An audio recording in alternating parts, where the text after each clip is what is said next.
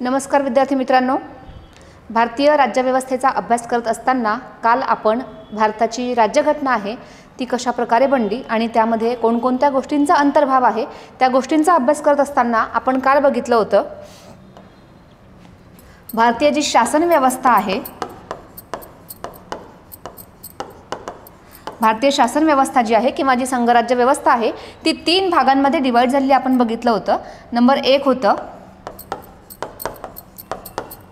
कार्यकारी मंडळ, नंबर 2 होतं कायदे मंडळ आणि नंबर 3 होतं न्यायमंडळ। मग आपण या ठिकाणी बघितलं होतं की कार्यकारी मंडळ जे आहे ते 5 भागांमध्ये परत डिवाइड झालं आहे। कार्यकारी मंडळांमध्ये राष्ट्रपती येतील, उपराष्ट्रपती येतील,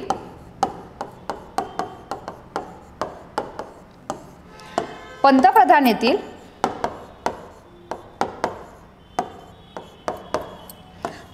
येतील, त्यानंतर केंद्रीय मंत्रिमंडळ येईल आणि 5वा जो घटक येईल तो येईल महान्यायवादी। त्याचबरोबर कायदे मंडळ बघत असताना आपण यामध्ये येणाऱ्या गोष्टी बघितल्या होत्या।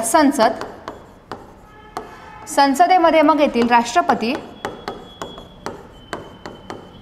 लोकसभा आणि राज्यसभा। त्याचबरोबर आपण न्यायमंडळ बघितलं होतं। न्यायमंडळामध्ये येईल न्यायव्यवस्था, न्यायव्यवस्थेमध्ये येतील सर्वोच्च न्यायालय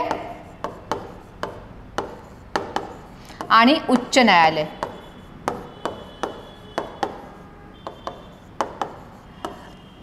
मग हा जो शासन व्यवस्थेचा अभ्यास करत असताना आपण या सगळ्यांबद्दल सुद्धा डिटेल एक माहिती बघितली होती की कार्यकारी मंडळाचं काय काम असतं, कायदे मंडळाचं काय काम असतं, त्याचबरोबर न्यायव्यवस्थेचं काय काम असतं।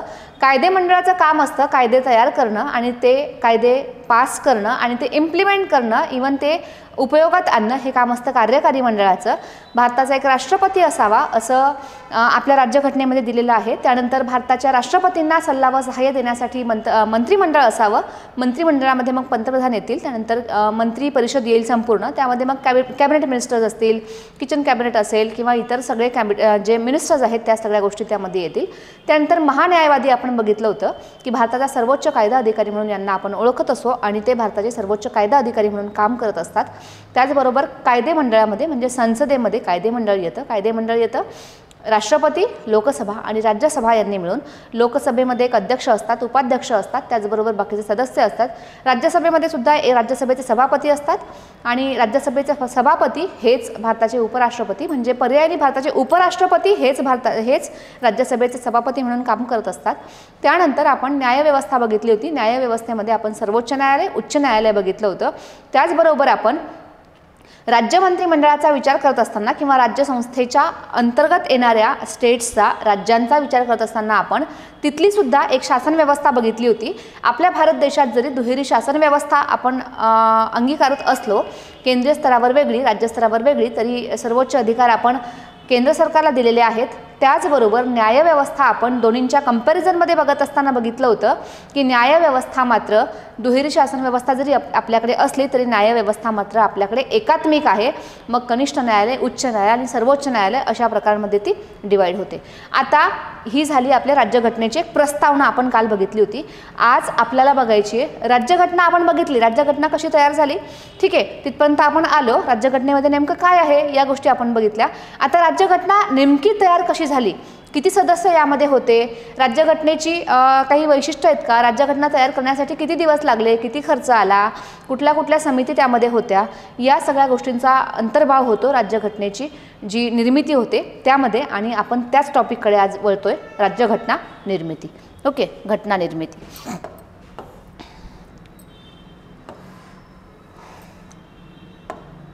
बघा, सर्वप्रथम जेव्हा भारत जेव्हा इंग्रजांच्या गुलामीत होता तेव्हा सर्वप्रथम भारतासाठी राज्यघटना असावी किंवा संविधान सभा असावी असं नाव न घेता सर्वप्रथम 1922 मध्ये महात्मा गांधी यांनी तसा उल्लेख केला होता। ते या ठिकाणी दिले 1922 मध्ये महात्मा गांधींनी सर्वप्रथम संविधान सभा असा शब्दोल्लेख न करता त्यांनी अशा सभेची मागणी केली होती। नंतर 1934 मध्ये भारतासाठी संविधान सभेची कल्पना सर्वप्रथम मांडण्याचं श्रेय मानवेंद्रनाथ रॉय यांना जातं. मग संविधान सभेची कल्पना मांडण्याचं श्रेय कोणाला जातं असा प्रश्न देखील या ठिकाणी राज्यसेवा परीक्षांमध्ये विचारलेला आहे. तर 1934 मध्ये मानवेंद्रनाथ रॉय यांना राज्यसभेची किंवा संविधान सभेची जी कल्पना आहे ते मांडण्याचं श्रेय जातं. भारताच्या घटनेची निर्मिती करण्यासाठी 1935 मध्ये भारतीय राष्ट्रीय काँग्रेसने घटना समितीची मागणी केली होती. 1935चा कायदा आपल्याला सगळ्यांना माहिती आहे आणि 1935 मध्येच भारतीय राष्ट्रीय काँग्रेस जी 1885 मध्ये स्थापन झाली होती, तर भारतीय राष्ट्रीय काँग्रेसने 1935 मध्ये भारताच्या घटनेची निर्मिती करण्यासाठी भारतीय राष्ट्रीय काँग्रेसच्या या समितीची ती मागणी होती. त्यानंतर बघा 1938 मध्ये जवाहरलाल नेहरूंनी काँग्रेसच्या वतीनं मागणी केली आणि स्वतंत्र भारताची घटना प्रौढ मतदानाद्वारे निवडण्यात आलेल्या संविधान सभेद्वारे कोणत्याही बाह्य प्रभावाविना तयार करण्यात यावी असं मत त्यांनी मांडलं होतं.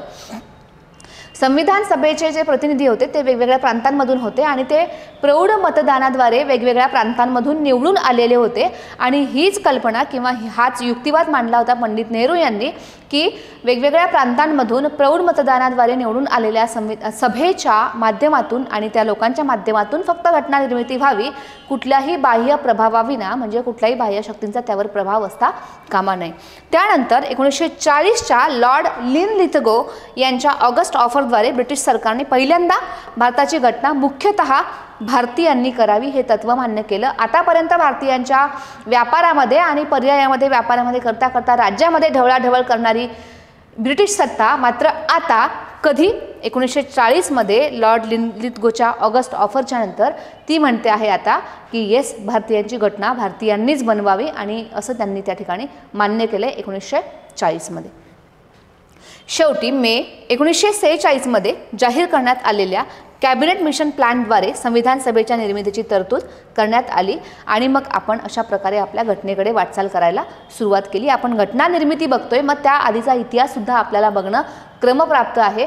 घटना निर्मिती बघत असताना कोणत्या कोणत्या स्टेप्समधून आपल्याला जावं लागलं या गोष्टींचा सुद्धा आपल्याला अभ्यास करणं आवश्यक आहे. Cabinet mission 1946.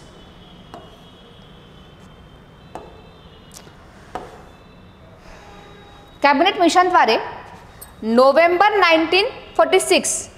1946 मध्ये संविधान सभेची किंवा घटना समितीची स्थापना करण्यात आली. या योजनेची वैशिष्ट्य होती काय होती की या समितीमध्ये एकूण 389 सदस्य होते. यापैकी 296 जे सदस्य होते ते ब्रिटिश भारतासाठी होते. त्या जागा ज्या होत्या त्या ब्रिटिश भारतासाठी होत्या, म्हणजे ब्रिटिशांचा अंमल जेवढ्या भारतीय एरियामध्ये आहे तेवढ्या जागांमधून 296 जागा निवडून येणार होत्या. त्यानंतर 93 जागा संस्थानांसाठी होत्या, जी संस्थानं अजूनही काही ठिकाणी संस्थानं होती. संपूर्ण भारत देशावर ब्रिटिशांचा अंमल त्या ठिकाणी आलेला नव्हता. मग त्या संस्थानांसाठी 93 जागा होत्या. ब्रिटिश भारतासाठी असलेल्या 296 जागांपैकी 292 ह्या ज्या जागा आहेत त्या गव्हर्नर असलेल्या 11 प्रांतांमधून भरायच्या होत्या आणि प्रत्येकी एक प्रमाणे 4 जागा, यातल्या राहिलेल्या 4 ज्या जागा आहेत त्या मुख्य आयुक्तांच्या प्रांतांमधून भरायच्या होत्या. म्हणजे ब्रिटिश अंमल असलेल्या एरियामधील क्षेत्रफळामधील जागा होत्या त्यापैकी ज्या 296 जागा होत्या ब्रिटिश भारतातल्या त्या जागांपैकी 296 जागांपैकी 292 ह्या जागा ज्या आहेत त्या 11 एरियांमधनं गव्हर्नर असलेल्या प्रांतांमधनं भरण्यात आल्या होत्या आणि ज्या 4 जागा आहेत त्या मात्र मुख्य आयुक्त असणाऱ्या जागा प्रांतांमधून त्या भरण्यात येणार होत्या आणि बाकीच्या 93 ज्या जागा आहेत त्या संस्थानांसाठी राखीव होत्या. संस्थानांमधून सुद्धा 93 लोकांना मतदानासाठी त्या ठिकाणी घेणार होते निवडणुकीसाठी. ओके, घटना समितीचं कामकाज कसं झालं पहा. घटना समितीची पहिली बैठक 9 डिसेंबर 1946 साली न्यू दिल्ली या ठिकाणी कुठे कॉन्स्टिट्यूशन हॉलमध्ये संविधान सभेची पहिली बैठक झाली. डॉक्टर सच्चिदानंद सिन्हा या संविधान सभेचे तात्पुरते अध्यक्ष म्हणून काम पाहू लागले. मग 9 डिसेंबर 1946 साली शेवटच्या एका म्हणजे काही क्षणांनंतर म्हणजे बऱ्याच प्रतीक्षेनंतर असं त्या ठिकाणी म्हणावं लागेल की बऱ्याच मोठ्या दीर्घ प्रतीक्षेनंतर 9 डिसेंबर 1946 रोजी शेवटी संविधान सभेची पहिली बैठक झाली आणि या संविधान सभेच्या पहिल्या बैठकीचे तात्पुरते अध्यक्ष म्हणून सच्चिदानंद सिन्हा यांनी काम पाहिलं. 11 डिसेंबर 1946ला डॉक्टर राजेंद्र प्रसाद यांना संविधान सभेचे कायमस्वरूपी अध्यक्ष म्हणून निवडण्यात आलं. मग संविधान सभेचे अध्यक्ष कोण होते असा प्रश्न त्या ठिकाणी विचारण्यात येतो. जर कायमस्वरूपी अध्यक्ष म्हणून जर प्रश्न विचारला तर डॉक्टर राजेंद्र प्रसाद हे 11 डिसेंबर 1946 साली संविधान सभेच्या झालेल्या दुसऱ्या बैठकीमध्ये निवडण्यात आलेले संविधान सभेचे कायमस्वरूपी अध्यक्ष म्हणून ते काम पाहणार होते. आणि 9 डिसेंबरला झालेल्या पहिल्या बैठकीमध्ये किंवा पहिल्या अधिवेशनामध्ये सच्चिदानंद सिन्हा यांनी तात्पुरते अध्यक्ष म्हणून काम पाहिलेलं आहे. ओके. तसेच सर बी एन रॉय यांची नेमणूक व्हॉइसरॉय लॉर्ड वेवेल यांनी संविधान सभेचे कायदेशीर घटनात्मक सल्लागार म्हणून केली होती. मग आता आपल्याला 3 गोष्टी या ठिकाणी माहीत झाल्या आहेत, 3 व्यक्तींची नावं या ठिकाणी माहीत झालेली आहे की संविधान सभेचे तात्पुरते अध्यक्ष आहेत सच्चिदानंद सिन्हा, संविधान सभेचे दुसऱ्या मीटिंगमध्ये ठरलेले कायमस्वरूपी अध्यक्ष आहेत डॉक्टर राजेंद्र प्रसाद 11 डिसेंबरमध्ये. त्यानंतर संविधान सभेचे घटनात्मक कायदेशीर सल्लागार म्हणून डॉक्टर BN राव यांची नियुक्ती केलेली आहे. कोणी केलेली आहे? व्हॉइसरॉय जो होता त्या काळात लॉर्ड वेवेल यांनी. 13 डिसेंबर 1946 रोजी जवाहरलाल नेहरू यांनी संविधान सभेत उद्देश पत्रिका मांडली, ज्याला ऑब्जेक्टिव्ह रिझोल्युशन मांडली. 22 जानेवारी 1947 रोजी संविधान सभेने आपल्या दुसऱ्या सत्रामध्ये तिचा स्वीकार केला. जी उद्देश पत्रिका 13 डिसेंबर 1946ला पंडित जवाहरलाल नेहरू यांनी मांडली होती, त्या उद्देश पत्रिकेवरच आधारित आपली जी भारताची जी उद्देशिका आहे, ज्याला आपण सरनामा म्हणतो, ती त्या उद्देश पत्रिकेवरच अवलंबून आहे, जिचा स्वीकार भारतीयांनी म्हणजेच संविधान सभेने जी उद्देश पत्रिका मांडली होती पंडित नेहरूंनी, त्याचा स्वीकार केला होता 22 जानेवारी 1947 साली. ओके.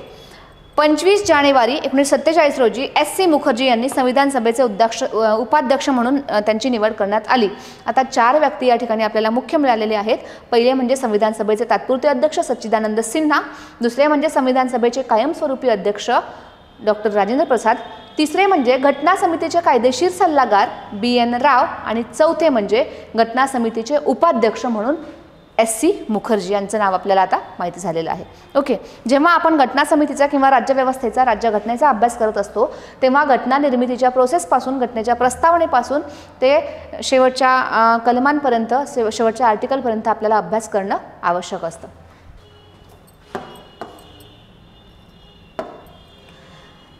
आता इतर कार्य काय काय केली आहे या घटना समितीने बघा. राज्यघटना बनवणं आणि इतर सर्वसाधारण कायदे तयार करणं या व्यतिरिक्त घटना समितीने खालीलपैकी कार्य केलेली आहे. कोणकोणती? मे 1949 मध्ये घटना समितीने भारताच्या राष्ट्रकुल सदस्यत्वाला मान्यता दिली. आपण आपल्या प्रस्तावनेमध्ये बघतो की आम्ही भारताचे लोक भारताचे एक सार्वभौम समाजवादी. सार्वभौम म्हणजे काय की आमचं जे राज्य आहे, आमचा जो देश आहे, तो कुठल्याही बाह्य प्रभावाविना आम्ही आमचं देश चालवतो. आमचा देश हा लोकशाही आहे, या ठिकाणी लोकांचं राज्य आहे, मात्र त्यावर कुठलाच बाह्य प्रभाव नाही. जेव्हा आम्ही आमच्या घटनेचं भाग 1 बघतो त्यामध्ये संघराज्य आणि त्याचं राज्यक्षेत्र दिलेलं असतं. संघराज्य आणि राज्यक्षेत्र बघत असताना आम्हाला माहिती आहे की भारताचं संघराज्य जे आहे तो जो एरिया आहे तो आम्ही स्वातंत्र्य प्राप्त करून मिळवलेला आहे. त्यामध्ये कुठल्याच बाह्यशक्तीचा प्रभाव नाही किंवा वर्चस्व त्या ठिकाणी नाही. त्याचबरोबर जी राज्य आमच्या भारत देशामध्ये ॲड आहेत त्या राज्यांना सुद्धा फुटून बाहेर पडण्याचा अधिकार नाही. म्हणजेच आमचा भारत देश जो आहे तो एक सार्वभौम आहे, त्यावर कुठल्याच बाह्य शक्तींचा प्रभाव नाही. भंजक राज्यांचा अभंजक संघ असं त्या ठिकाणी आपण म्हणत असतो. मग मे 1949 मध्ये घटना समितीने भारताच्या राष्ट्रकुल सदस्यत्वाला मान्यता दिली. आता राष्ट्रकुल सदस्यत्वाला मान्यता दिली याचा अर्थ त्यांचं प्रभुत्व, त्यांचं वर्चस्व भारत देशावर आहे असं नाही. आम्ही फक्त त्यांचं सदस्यत्व स्वीकारलं, त्यांचं वर्चस्व नाही. त्यानंतर 22 जुलै 1947 रोजी घटना समितीने राष्ट्रीय ध्वज स्वीकृत केला. आपला जो राष्ट्रीय ध्वज आहे तिरंगा तो स्वीकृत केला. 24 जानेवारी 1950 रोजी घटना समितीने राष्ट्रगीत स्वीकृत केले.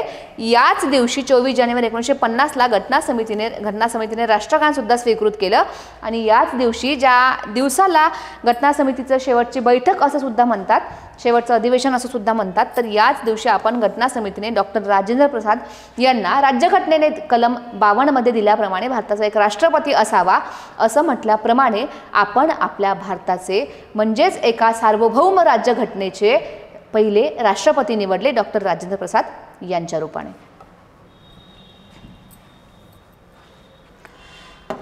घटना समितीची घटना समितीने किती वर्ष काम केलं, किती दिवस काम केलं, तर घटना समितीने एकूण 2 वर्ष 11 महिने 18 दिवस इतकं काम केलेलं आहे आणि या कालखंडामध्ये घटना समितीची एकूण 11 सत्र झाली.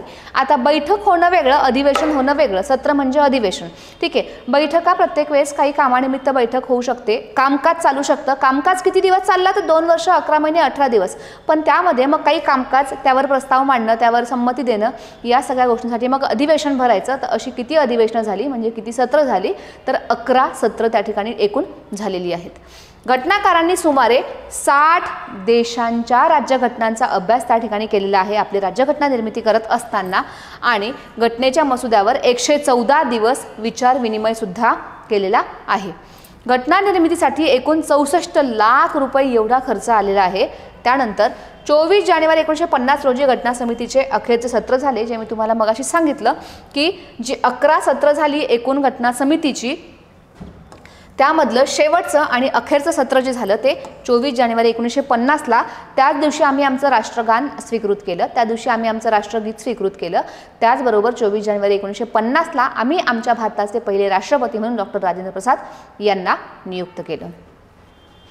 26 जानेवारी 1950 पासून 1951-52 मध्ये पहिल्या सार्वत्रिक निवडणुका होऊन पहिली संसद अस्तित्वात येईपर्यंत घटना समितीने हंगामी संसद म्हणून काम केलं.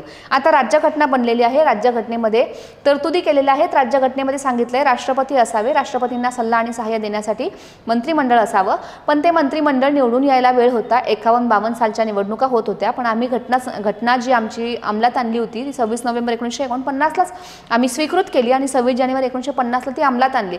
मग तेव्हापासून ते निवडणुका होईपर्यंतचा जो काळ आहे त्या काळात आमच्या देशाचं जे शासन आहे ते चालवण्यासाठी एक बेस हवा होता किंवा एक संघटना हवी होती आणि मग जी घटना समिती होती तिनेच हंगामी जे शासन आहे ते त्या ठिकाणी चालवलेलं आहे नवीन सार्वत्रिक निवडणुका होईपर्यंत.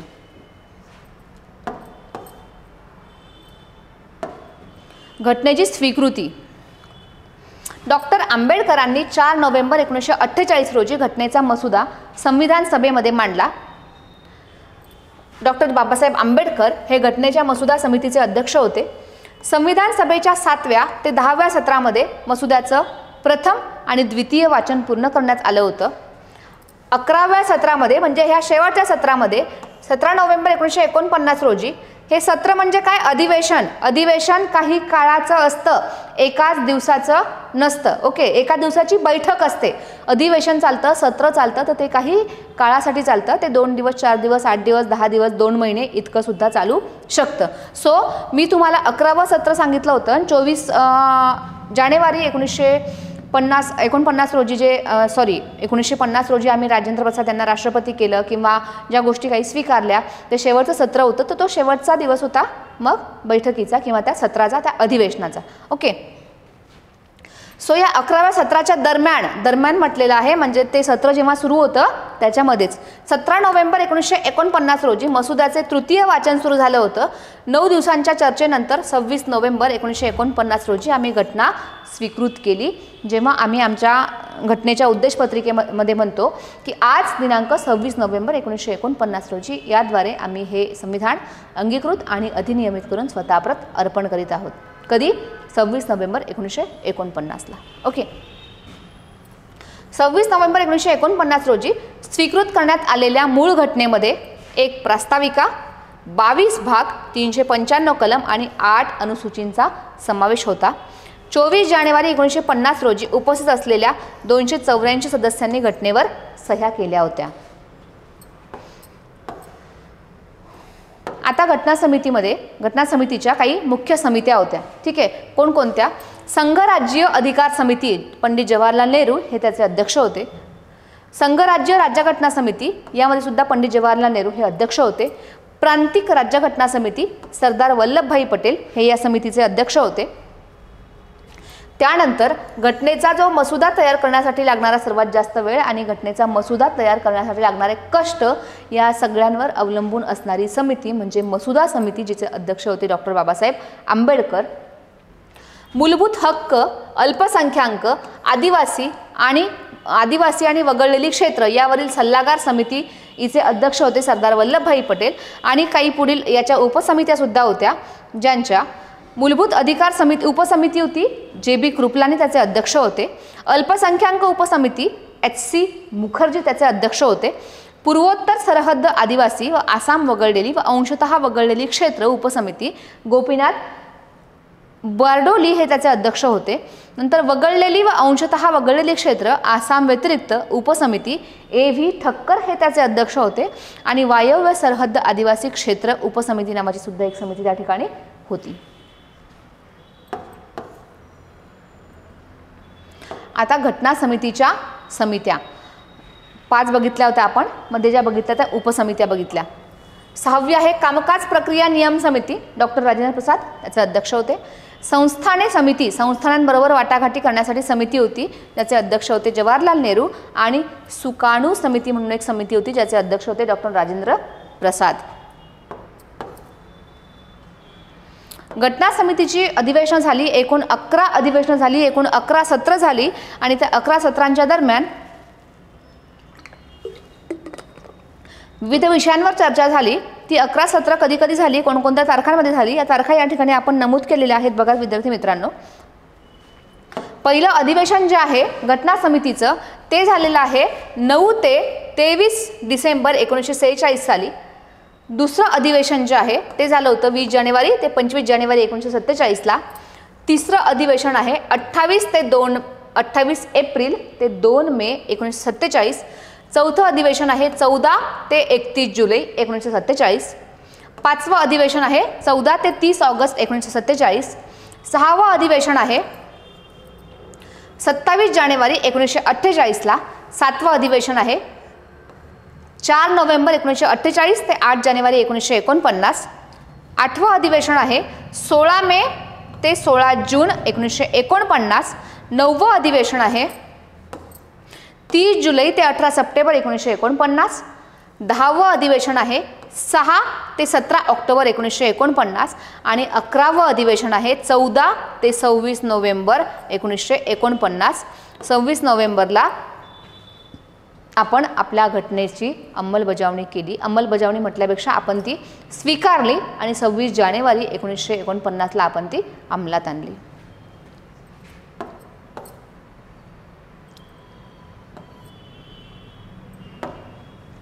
घटनेचा अंमल आपण 26 जानेवारी 1950 पासून सुरू केला. हा दिवस जो आहे तो दिवस निवडण्याचं कारण हे होतं की डिसेंबर 1929च्या लाहोर अधिवेशनामध्ये पूर्ण स्वराज्याच्या ठरावानुसार 26 जानेवारी 1930 हा दिवस भारताचा प्रथम स्वातंत्र्य दिन म्हणून साजरा केला होता. आणि म्हणूनच 26 जानेवारी हा दिवस खूप महत्त्वाचा होता, कारण भारताच्या स्वातंत्र्य होईपर्यंत म्हणजे 15 ऑगस्ट 1947 पर्यंत आपण 26 नोव्हेंबर 1930 म्हणजेच 26 जानेवारी हा दिवस आपण भारताचा स्वातंत्र्य दिन म्हणून साजरा करत आलो. कारण 1929च्या ठरावामध्ये लाहोर अधिवेशनामध्ये आपण भारताचा प्रथम स्वातंत्र्य दिन साजरा केला होता 26 जानेवारी 1930ला. आणि म्हणूनच 26 जानेवारी आपण भारताच्या स्वातंत्र्य होईपर्यंत 26 जानेवारी हाच दिवस आपण भारताचा प्रथम स्वातंत्र्य दिन म्हणून स्वीकारला होता किंवा साजरा करत होतो. आणि मग हा दिवस निवडण्याच्या मागचं कारण होतं की भारत हा लोकशाही गणराज्य होता. लोकशाही आपण भारताला ज्या अर्थाने म्हणतो, त्यामुळं भारताचा 26 जानेवारी हा दिवस आपण गणतंत्र दिवस किंवा प्रजासत्ताक दिवस म्हणून आपण साजरा करायला सुरुवात केली. आणि ज्या दिवशीपासून आपण आपल्या घटनेचा अंमल केला. 26 जानेवारी 1950 हा दिवस घटनेच्या प्रारंभाचा दिन म्हणून ओळखण्यात येतो आणि गणराज्य दिन म्हणून सुद्धा साजरा केला जातो. Okay. India proclaimed sovereign democratic republic हे त्यावेळेसचे न्यूजपेपर्स आहेत. Madras turns into a city of lights. Rajendra Prasad sworn in as president. अशा रीतीने 2 वर्ष 11 महिने 18 दिवस कामकाज करून एकूण 11 अधिवेशनं घेऊन एकूण घटना समितीची 60 देशांच्या घटना समितींचा किंवा राज्यघटनांचा अभ्यास करून आणि 64 लक्ष रुपये खर्च करून आपण आपल्या भारताची जी सगळ्यात मोठी सविस्तर विस्तृत अशी लिखित राज्यघटना तयार केली. आणि आपण आपल्या स्वतःला ती स्वीकारली, अंगीकृत केली आणि अधिनियमित केली 26 नोव्हेंबर 1949ला आणि 26 जानेवारी 1950 पासून आपण त्याचा स्वीकार केला आणि म्हणूनच 26 जानेवारी हा दिवस आपण गणतंत्र दिवस किंवा प्रजासत्ताक दिवस म्हणून साजरा करत असतो.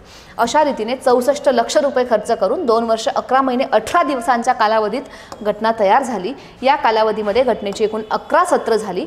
11 सत्रांदरम्यान संविधान सभेने 166 दिवस काम केलं. त्यापैकी 114 दिवस घटनेच्या मसुद्यावर चर्चा करण्यासाठी लागली, कारण घटनेचा मसुदा हा खूप विस्तृत प्रकारे झालेला होता आणि त्यावरच बाकीची पूर्ण घटना आधारित होती. त्यामुळे त्या मसुद्याला तयार करण्यासाठी 114 दिवस लागले. 166 दिवसांपैकी घटनाकर्त्यांनी जगातील सुमारे 60 देशांच्या घटनांचा विचार केला, अभ्यास केला आणि मग आमची घटना बनवली. मग तो अभ्यास करत असताना बऱ्याच देशांकडून सुद्धा आम्ही काही गोष्टींचं ॲडॉप्शन केलं, म्हणजे काही गोष्टी आम्ही स्वीकारल्या. जसं संसदीय शासन प्रणाली असेल, मूलभूत हक्क असतील, मूलभूत अधिकार असतील, मूलभूत कर्तव्य असतील, घटना दुरुस्तीची पद्धत असेल आणि अशा बऱ्याच गोष्टी आहेत ज्या आम्ही इतर देशांकडून स्वीकारल्या. तर त्या येथील घटना समितीच्या किंवा घटना निर्मितीच्या ठळक वैशिष्ट्यांमध्ये पुढच्या सेशनमध्ये आपण बघणार आहोत घटना समितीची वैशिष्ट्य किंवा भारतीय राज्यघटनेची वैशिष्ट्य. येस, थँक्यू विद्यार्थी मित्रांनो. ही बॅच आहे आपली प्री फोकस्ड बॅच. यामध्ये GS आणि GS पेपर 1 त्याचबरोबर पेपर 2 दोन्हींचा अभ्यास यामध्ये करून घेतला जाणार आहे. ऑनलाईन लाईव्ह प्लस रेकॉर्डेड ही बॅच आहे. प्री फोकस्ड बॅच संयुक्त पूर्व परीक्षा 2024ची जी आहे 28 एप्रिलला, त्या दृष्टीने ही बॅच आपली त्या संदर्भातली टेस्ट सिरीज आहे जी 7 जानेवारीपासून स्टार्ट झालेली आहे. पॉलिटी, जिओग्राफी हे पेपर आपले झालेले आहे. इकॉनॉमिक्सचा पेपर 21 जूनला, त्यानंतर सायन्सचा 28ला, हिस्ट्रीचा 4 फेब्रुवारीला, एन्व्हायरमेंट आहे 11ला, करंट अफेअर्सचे 2 संपूर्ण पेपर आहे 28 आणि 25ला. त्यानंतर कॉम्प्रिहेन्सिव्ह टेस्ट स्टार्ट होत आहेत 3 एप्रिलपासून 7 एप्रिलपर्यंत. याची फीज आहे विद्यार्थी मित्रांनो, ऑफलाईन विद्यार्थ्यांसाठी 1700 रुपये फीज आहे, ऑनलाईन विद्यार्थ्यांसाठी 1200 रुपये फीज आहे. टोटल 15 टेस्ट यामध्ये समाविष्ट आहेत. काय फीचर्स आहे याचे? MPSC आयोगाच्या नवीन अभ्यासक्रमानुसार प्रश्नपत्रिकेचं स्वरूप यामध्ये आहे. आयोगाच्या परीक्षा पाठांप्रमाणे एकूण 15 सराव पेपर यामध्ये लिखित विश्लेषणासह तुम्हाला उपलब्ध करून दिले जाणार आहेत. अभ्यासक्रमातील प्रत्येक घटक उपघटकासह चालू घडामोडींचा टेस्टमध्ये समावेश केलेला आहे. विषयनिहाय सर्वांगीण तयारीसाठी उपयुक्त आहे. त्याचबरोबर संपूर्ण प्रश्नांचे लिखित स्वरूपात स्पष्टीकरण सुद्धा तुम्हाला या ठिकाणी अवेलेबल असणार आहे. संयुक्त पूर्व परीक्षा जी आहे 16 जून 2024ला, त्याच्यासाठी सुद्धा प्री फोकस्ड कोर्स आपल्याकडे आहे. Online live plus recorded, Marathi आणि इंग्लिश दोन्ही मीडियम्समध्ये हा कोर्स तुम्हाला अवेलेबल होणार आहे विद्यार्थी मित्रांनो. त्याची सुद्धा टेस्ट सिरीज आहे जी आपली 11 फेब्रुवारीपासून सुरू होणार आहे. 26 मेपर्यंत या टेस्ट सिरीज चालणार आहे. यामध्ये सुद्धा MPSC आयोगाच्या पाठांप्रमाणे तुम्हाला प्रश्नपेपर मिळणार आहे. संपूर्ण प्रश्नांचं लिखित स्वरूपात स्पष्टीकरण मिळणार आहे. ऑनलाईन टेस्ट होणार आहेत आकार फाउंडेशनच्या मोबाईल ॲपवरून. त्याचबरोबर ऑफलाईन टेस्टसुद्धा आकार फाउंडेशनच्या पुणे केंद्रावरून, छत्रपती शिवाजी महाराज नगर व नागपूर केंद्रावरून, रेशीमबाग, धरमपेठ, छोटा ताजबाग या केंद्रांवर सुद्धा ऑफलाईन स्वरूपात आपले टेस्ट सिरीज सुरू होणार आहेत 11 फेब्रुवारीपासून. पहिली टेस्ट यामध्ये सर्वांसाठी मोफत असणार आहे. ऑफलाईन टेस्टची फी 1000 रुपये आहे, ऑनलाईन टेस्टची फी 600 रुपये आहे आणि यामध्ये एकूण 15 टेस्ट तुम्हाला उपलब्ध असणार आहेत. MPSC सहाय्यक संचालक संशोधन अधिकारी प्रकल्प अधिकारी गट अ, इतर मागास बहुजन कल्याण विभाग महाराष्ट्र शासन यांच्यातर्फे घेण्यात येणारी ही परीक्षा आहे. त्यानंतर इतर मागास बहुजन कल्याण अधिकारी आहे, गट ब ची पदं आहेत. याची सुद्धा आपल्याकडे बॅच सुरू झालेली आहे विद्यार्थी मित्रांनो. संध्याकाळी 7 वाजताची बॅच असते, 2 जानेवारीपासून बॅच सुरू झाली आहे. ही बॅच सुद्धा लाईव्ह प्लस रेकॉर्डेड बॅच आहे. यामध्ये तुम्हाला काय काय घेतलं जाणार आहे तर एक्झाम ओरिएंटेड अप्रोच आहे, ॲक्सेस टू 60+ लाईव्ह सेशन्स आहे. यामध्ये ॲक्सेस टू रेकॉर्डेड लेक्चर्स आहे, comprehensive and updated study material तुम्हाला असणार आहे. Test series unit plus comprehensive test आहेत, इंटरव्ह्यू गायडन्स आहे, मॉक इंटरव्ह्यू असणार आहे, रेग्युलर डाऊट क्लिअरिंग सेशन सुद्धा त्या ठिकाणी तुम्हाला असणार आहेत.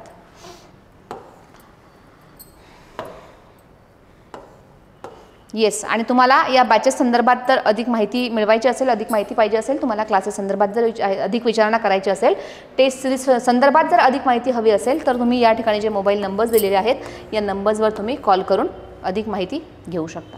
थँक्यू.